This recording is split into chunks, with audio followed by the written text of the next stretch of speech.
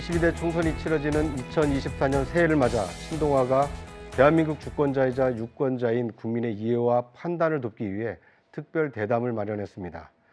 오늘 말씀 나눌 주제는 대한민국 생존 전략과 거부할 수 없는 미래, 그리고 한국 정치의 역할입니다.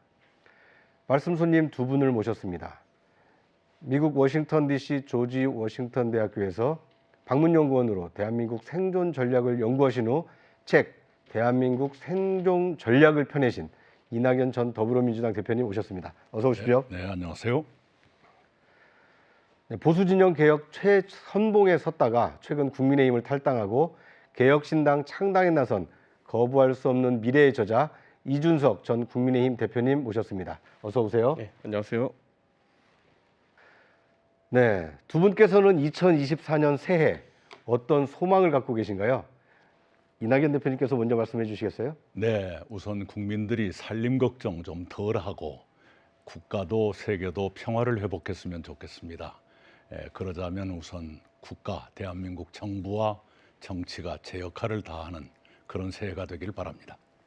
네, 이준석 대표께서는 올해 어떤 소망과 계획을 갖고 계신가요? 저는 정치를 하면서 어느 정도 문제를 해결하는 정치가 되어야 된다고 생각하는데, 지난 한 몇 년간의 정치라고 하는 것이 결국 이재명이 나쁘냐, 아니면 윤석열 대통령이 나쁘냐, 아니면 곁다리로 김건희 여사가 나쁘냐, 이 정도의 문제로 선악의 문제로 귀결되었던 것이 올해는 좀 거치고 실제 민생의 문제를 좀 논의할 수 있는 그런 문화가 나왔으면 좋겠다, 이런 생각을 가지고 있습니다. 워낙 민생과 그리고 젊은 세대의 삶이 지금 화급에 닿았기 때문에 네. 저는 이런 식으로 정치권이 시간만 보내가지고는 정말 큰 문제가 발생한다, 변해야 된다 생각합니다. 네, 알겠습니다. 한국 정치 현실을 바꿔내려는 두 분의 구체적인 활동 계획에 대해서는 대담 후반부에 자세히 말씀을 나누도록 하겠습니다. 저희가 준비한 첫 번째 주제는 대한민국 생존 전략입니다. 오늘 두 분과 말씀 나눌 주제는 크게 세 가지인데요. 첫 번째는 대한민국 생존 전략이고요. 두 번째는 거부할 수 없는 미래, 그리고 한국 정치의 역할입니다. 첫 번째 주제는 이낙연 대표님께 먼저 좀 드리겠습니다. 이 북핵 위기와 이 미중 경쟁 속에서 이 대한민국의 생존 전략이 어떠해야 되느냐, 먼저 그 얘기부터 좀 하려고 그러는데요. 미국 워싱턴 DC에서 한반도를 바라봤을 때, 대한민국을 바라봤을 때 좀 어떤 생각이 드셨습니까? 예, 미중 경쟁이 격화되면서 한반도는 원치 않게 한미일 대 북중러의 대치 구도가 냉전 시대처럼 다시 재현되는 그런 상황으로 몰리게 됐습니다. 네. 거기에다가 윤석열 정부의 이른바 가치 외교 또는 이념 외교가 한미일 편중의 결과를 가져오다 보니까 한미일 대 북중러의 대치 구도가 더욱더 선명해지고요. 네. 남북 관계가 악화되고 한중 관계도 악화되는 결과를 초래했습니다. 우리가 남북 관계에서 특히 안보를 강조하다 보면, 안보라는 것은 나의 힘을 키운다는 것인데 그건 반드시 상대의 안보 강화도 불러오게 돼 있어서 네. 안보의 강화가 필요하지만 그것만으로는 충분치 않습니다. 안보의 강화와 함께 평화 대화가 병행돼야 하는데 평화 대화가 없는 안보의 강화만으로 가다 보니까 남북한이 강대강의 대치를 계속하게 돼서 급기야 한반도의 긴장이 극도로 고조되는 상황까지 오게 됐습니다. 네. 그런데 원론적인 말씀으로는 이해가 되는데, 최근에 북한 김정은 노동당 총비서가 이 대사변을 언급한 이후에 새해 들어서 북한이 지금 연일 해안포를 지금 발사하고 있거든요. 어떻게 보면 이런 엄중한 이 한반도 현실에 과연 대화가 가능할 것이냐, 이런 의문이 있는데, 이런 국면에서도 혹시 대화를 시도해야 된다, 이렇게 보시는 건가요? 물론입니다. 이 닭이 먼저냐 계란이 먼저냐의 문제는 있지만, 그러나 어느 경우에도 대화를 포기해서는 안 됩니다.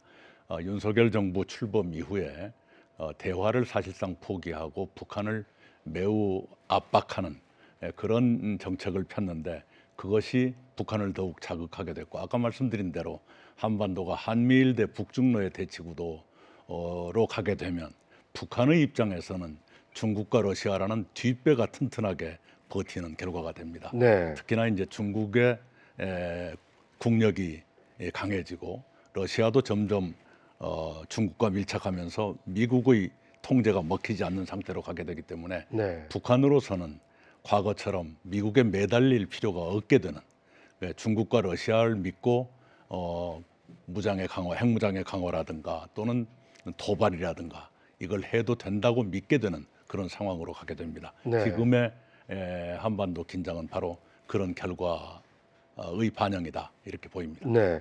이낙연 대표께서는 이제 이 뭐랄까요, 대북 정책이라든지 이런 강대강 대결을 좀 우려를 하셨는데, 이준석 대표께서 보실 때는 윤석열 정부의 어떤 외교 안보 정책 이 제대로 된 길을 가고 있다 이렇게 평가를 하십니까?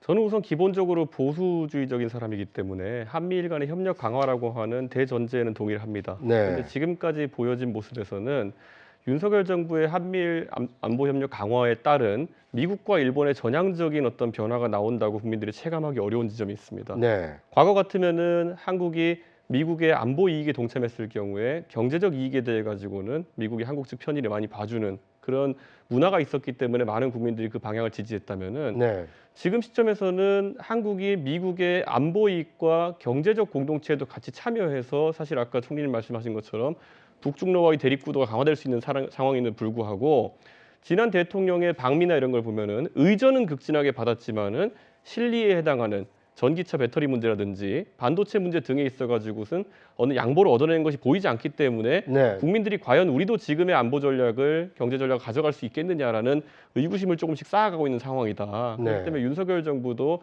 지금의 경로보다는 조금 더 국민들에게 우리가 선명한 경제적 이익이나 안보적 그런 이익에 동참하는 것에 대한 반대급과 뭔지를 보여줄 필요가 있다. 네. 그런 생각을 하게 되고 있습니다. 그러니까 이제 뭐 가치 외교, 경제 외교도 중요하지만 실리 외교도 필요하다. 네. 이런 말씀으로 이해가 되겠고요.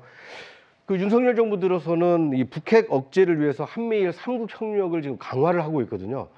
이 이낙연 대표께서 보실 때는 한미일 삼국 협력 강화가 북핵을 억제하고 한반도의 어떤 안정을 가져오는데 필요한 조치다. 이렇게 동의하십니까? 이른바 압박 정책이죠. 네. 압박 정책만 가지고 북핵에 대처하는 것은 부족합니다. 네. 왜냐하면 그동안에 미국의 힘이 압도적으로 강했던 그런 시대, 탈냉전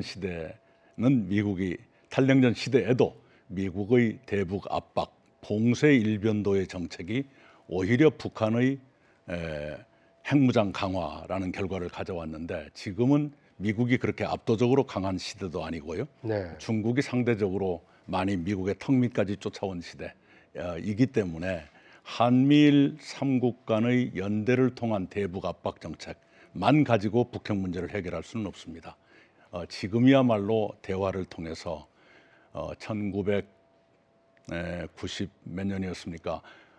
클린턴 행정부 네. 때 페리 이니셔티브라고 그래서 네. 페리 전 국방장관이 의회에 보고했던 페리 보고서가 있습니다. 네. 그걸 보면 상호 위협 감축이라는 그 키워드가 나오게 되는데요.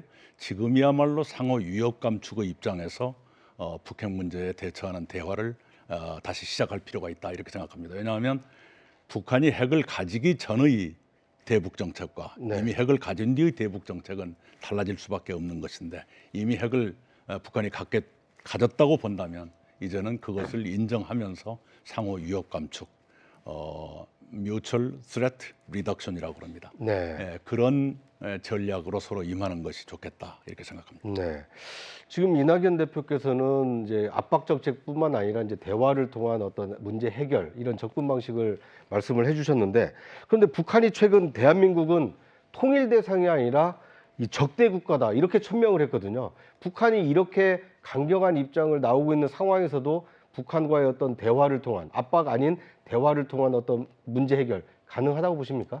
실제로 북한이 한국을 통일 대상으로 삼았다 하더라도 그것이 네. 항상 적화 통일의 대상이었을 것이기 때문에 별로 달라진 것이라고 저는 보진 않습니다. 네. 그리고 북한의 도발이라고 하는 것이 과거에는 우리가 경계선 도발이나 국지적 도발에 대해 가지고 아주 민감하게 반응할 수밖에 없는 상황이었다면은 지금 이제 해안포 도발이나 이런 것들은 실제로 9.19 군사 합의에 따르면은 해안포 도발을 하지 못하게 되어 있는 거 아니었겠습니까? 네. 그런데 지금 북측과 그리고 우리 대한민국이 그 9.19 합의를 놓고 서로 누가 파기했냐 가지고 분쟁을 벌이고 있는 상황이기 때문에 상징적인 제스처로 그러한 도발을 하고 있는 것으로 보입니다. 그렇기 때문에 이것에 지금 집중해 가지고 우리가 동등한 수준의 반응을 보이는 것보다는 실제적으로 어떻게 하면 북핵의 사용 가능성이라든지 아니면 더 한 단계 진일보한 미사일 위협을 할 수 있는지에 대한 것을 억제할 수 있는지가 중요하다 보는데, 우리가 봤을 때 이런 겁니다.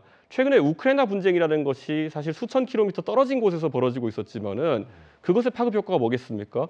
북한의 재래식 포탄이 그리고 우리나라의 포탄이 우크라이나에서 서로 양쪽에 떨어지고 있는 상황이 발생하고 그에 따른 반대급부로 북한이 어쩌면은 러시아의 미사일 기술이라는 것을 입수할 수도 있는 상황이다라는 것이 계속 보도가 되고 있지 않습니까? 네. 저는 이런 위협을 통제하기 위해 가지고는 아까 말했던 한미일 협력을 넘어선 더 다자간의 협력이 필요하다라는 생각을 하게 되는 것이 현재 안보 현실이라고 생각합니다. 네.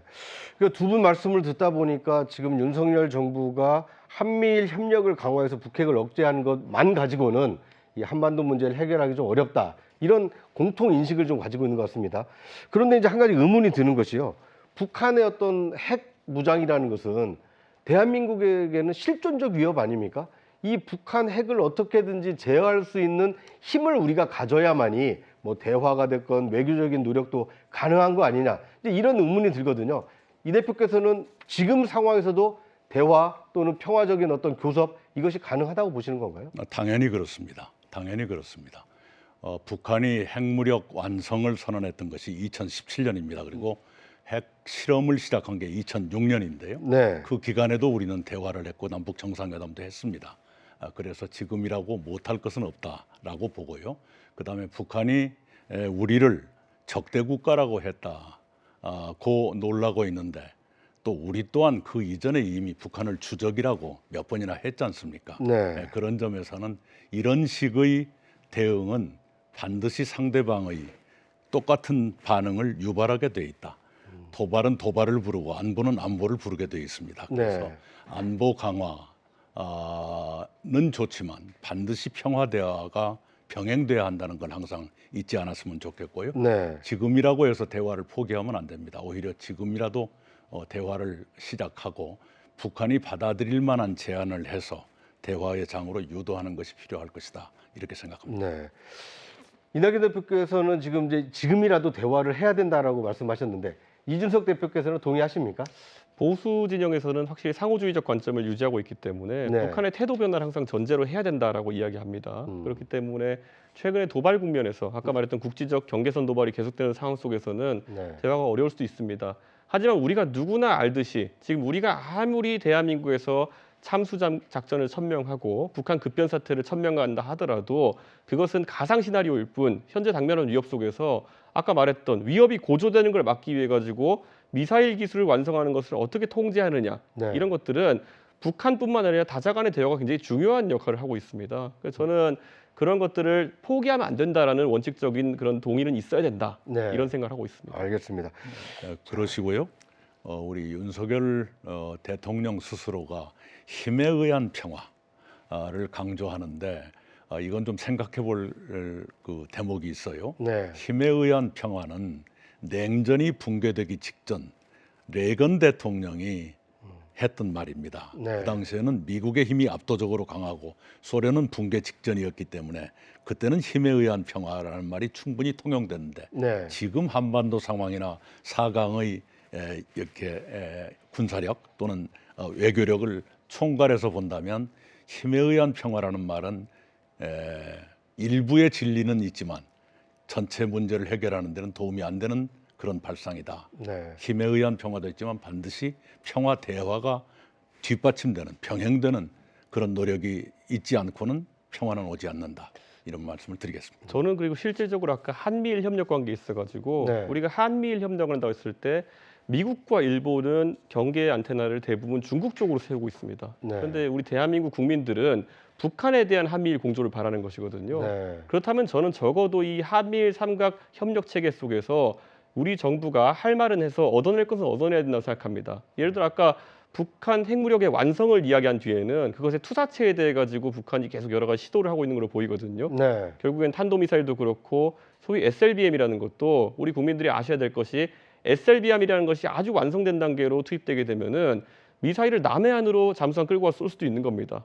그러면 레이더가 전부 다 북쪽을 향해 있는 현재 미사일 방어 체계로는 막기가 어려워지는 것이고 그럼 그것을 막기 위해서 우리는 또 보유해야 될 것이 장기간 잠항이 가능한 우리의 잠수함이라든지 이런 것들이 북한 잠수함을 감시해야 되는 것인데 네. 잘 보시면 중국에 대한 어느 정도의 대중국 압박을 위해 가지고 호주와 영국이 오커스 합의라는 걸 통해 가지고 원자력 잠수함을 획득하기 위한 논의를 하는 것, 이런 것들이 서방 세계에서 양해되고 이런 것들이 어떤 외교 성과였거든요. 네. 그럼 저는 많은 외교안보 전문가들이 초기에 윤석열 정부가 대미 외교를 강화할 때 혹시 그런 군사적 실익을 얻기 위해 가지고 그러는 거 아니냐. 예를 들어 핵 추진 잠수함, 핵 미사일을 장착한 잠수함이라 핵 추진 잠수함 정도에 대한 동의를 얻어내기 위해 가지고 여러 가지 양해를 하는 것이 아니냐. 이런 전망까지 있었는데 아직 가시적 성과가 없기 때문에 네. 과연 한미일 삼각 협력 체계에 우리가 동참하면서 네. 어떤 안보적인 어떤 강화가 이루어졌는지에 대해 가지고 지금 체감하지 못하는 겁니다. 저는 네. 근데 그런 것들이 오히려 보수가 말하는 상호주의라 그러면은 차근차근 진행되는 모습이 보여야 된다. 이런 생각을 하고 있습니다. 네. 윤석열 정부 들어와서 초기에는 우리의 독자적인 핵무장론이 나왔었고 네. 대통령 스스로가 그에 동조하는 듯한 발언을 한 적이 있습니다. 그 후로 미국의 압력에 의해서 그 말이 쏙 들어가고 말았는데요. 네. 그런 것들을 그냥 즉흥적으로 말을 꺼냈다가 주워 담는 이런 방식이어서는 안 되는 것이고요. 북한이 핵을 가지고 있는 것이 확실하다라고 한다면 우리는 어떻게 할 것인가. 지금 단계에서 조금 전에 이준석 대표께서 언급을 해주셨는데 미일 원자력 협정, 핵협정이죠. 네. 과 같은 정도의 한미 핵협정의 개정이 있어야 됩니다. 네.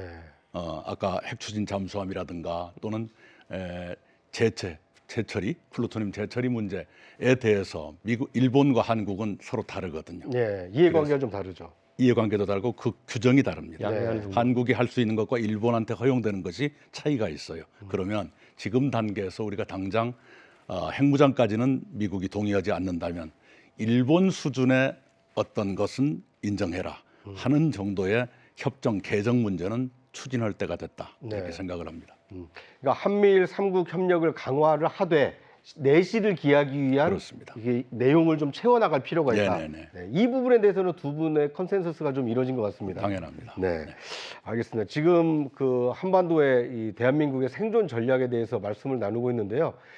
지금 당면한 북핵과 미사일 위협이 당면 과제라면 저출산의 경우에는 이 대한민국 존립 자체를 위협할 이 국가적 과제로 대두가 되고 있습니다. 이준석 대표께서는 저출산 문제 해결을 위해서 어떤 보관을 가지고 계신가요? 제가 아무래도 이제 30대 중후반 때부터 네. 제 친구들과 교류를 하다 보면은 제 친구들 중에는 경제적인 여건은 충분한데도 육아나 아니면 출산을 결심하지 못하는 친구들이 있었습니다. 네. 그럼 물어보게 되면은 여성인 친구들 같은 경우에는 확실히 경력 단절에 대한 우려가 큽니다. 우리나라는 사회 진출 연령이 늦은 편이기 때문에 20대 중반부터 사회에 진출해서 직장에서 본인의 커리어를 어느 정도 쌓았을 때 결혼을 결심하고 출산을 결심하게 되면은 한 4, 5년의 최소한의 이제 커리어 공백이 생기게 되는 겁니다. 그럼 그걸 어떻게 단축할 수 있을까에 대한 고민이 첫 번째고요. 네. 전 두 번째로는 대한민국에서 이제 과거 같으면은 고등학교 졸업하고 아이를 떠내보내는 경우도 있었고, 그럼 독립적인 어떤 단위를 꾸려서 생활하는 경우도 있었지만은 지금은 결혼 연령이 늦어지다 보니까 제가 지금 올해 나이가 한국 나이로 40인데 만약 제가 내년에 결혼해서 아이를 낳는다 하더라도 그 다음에 그러면 아이를 30년 동안 키워야 된다면은 저는 70대가 넘어가지고 육아휴 부담에서 해방되는 겁니다. 네. 그렇기 때문에 저는 이 생애 주기의 설계에 있어가지고 많은 것들을 단축시킨 노력이 필요하다 이런 생각합니다. 그래서 젊은 세대의 사회 진출 연령을 당기는 것도 중요하고요, 육아 연령을 굉장히 줄이는 것도 중요하다. 그래서 저희 개혁신당 쪽에서는 지금 천하람 위원장의 제안으로 저희가 발의하려고 하는 것이 결국에는 중고등학교 때부터 육아의 부담에서 상당 부분 벗어날 수 있도록 도농 지역부터 해가지고 기숙사 학교를 최대한 확대해야 된다. 네. 이런 이야기까지 하고 있습니다. 이건 제 개인적인 경험이기도 한 것이 저희 어머니께서는 어머니 아버지는 저와 제 동생을 둘 다 기숙사 학교에 보내셨어요. 고등학교 네. 때부터. 그래서 육아의 기간이 남들에 비해 상당히 단축되었던 경험이 있는 것이거든요. 근데 이런 것들은 커리어 단절을 걱정하는 지금의 젊은 세대들의 출산이나 이런 것에 아주 큰 영향을 줄 것으로 보고 있습니다. 네. 이 기숙형 학교가 되면 아무래도 이제 중고등학교 때부터 부모의 품을 떠나니까 그만큼 육아 또는 양육 교육의 부담이 좀 덜다. 실제로 사교육비 절감 효과도 상당히 있다고 보시면 됩니다. 네. 예. 알겠습니다. 그 정책이 앞으로 어떻게 좀 가다듬어져서 예. 이 제시가 될지 좀 지켜보겠습니다. 그 이낙연 대표께서는 전남지사도 지내셨고 국무총리 지내셨고 또 집권당 대표까지 일해 오셨는데 저출산 문제 해결을 위해서는 어떤 노력을 해오셨나요? 예, 그 노력을 했다고 자랑하기가 좀 민망하지요. 왜냐하면 효과가 없었으니까요. 네. 오히려 이런 말씀을 드리고 싶어요. 저출산 문제 해결이란 게 굉장히 어려운데 그래도 한국에서 비교적 성공한 두 가지 모델이 있어요. 네. 하나는 전라남도, 원래는 해남이었다. 요즘은 영광이 1위를 차지하고 있습니다. 출생률. 네. 그리고 또 하나는 세종 모델입니다. 전라남도, 해남 또는 영광은 사람이 상상할 수 있는 모든 지원을 다 해드리는 거예요. 네, 아이가 태어났을 때 첫째 아이는 얼마, 둘째 아이는 얼마, 셋째 아이는 얼마 점점 늘어난다든가, 그 다음에 아이가 태어나면 그 군에 사람들이 많이 모일 만한 모든 장소에 전광판에 누구네 집 몇째 아이가 태어났다. 네. 이렇게 축하 함께 분위기를 축하해 주는 네, 거군요. 축하 분위기를 고조한다든가, 네. 부모가 원하면 아이의 이름을 무료로 지어드린다거나, 또 산후조리원을 싸게 이용할 수 있게 해서 산모의 건강이나 또는 정신적인 회복을 도와드린다거나, 하여튼 사람이 상상할 수 있는 것을 모두 정책화해서 지원해 드리는 것. 네. 그래서 한때 해남은 합계 출산율이 3.4664 그 언저리까지 올라간 적이 있었습니다. 네. 또 하나의 모델은 세종인데요. 세종은 1.6명 언저리 왔다 갔다 했습니다. 세종 모델은 지원보다는 여성 또는 남성의 안정성, 직업적 안정성입니다. 네. 세종은 아시는 것처럼 공무원 또는 교원이 압도적으로 많은 곳입니다. 그래서 아이를 낳고 아이를 기르다가 돌아와도 내 인사상의 불이익이 없고 그 자리도 그대로 보존되는, 네.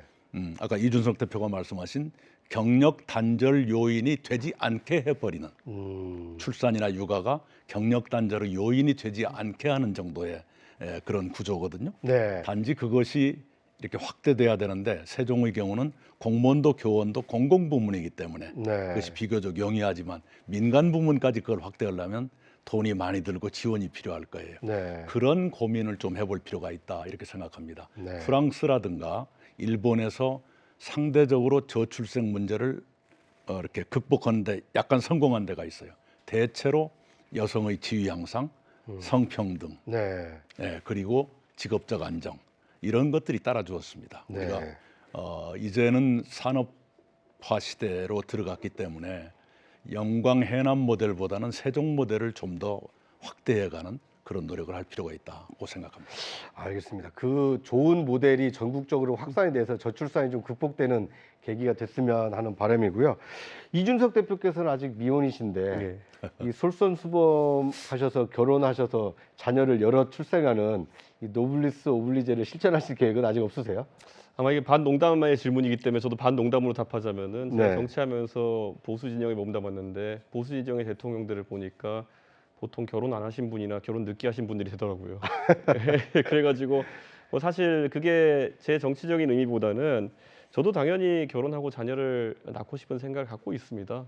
그런데 이런 겁니다. 결국 커리어 단절이라고 하는 것이 정치 영역에선 그래도 좀 일어나지 않는 현상이겠지만은 말 그대로 지금의 젊은 사람들 같은 경우에는 연애를 하는 것부터 그리고 뭔가를 설계하고 주택을 구입하고 이런 것 자체가 사치라고 느끼는 경우가 굉장히 많습니다. 네. 그렇기 때문에 정치권에서 아까 총리님께서 지원 모델도 그렇고 직업 안정성 모델도 말씀하셨지만은 저는 어느 것 하나만으로 해결되지 않는다 봅니다.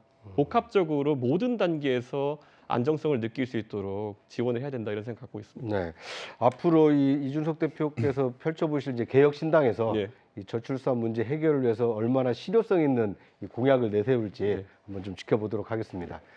네, 지금까지 이 대한민국 생존 전략에 대해서 말씀을 나눴는데요.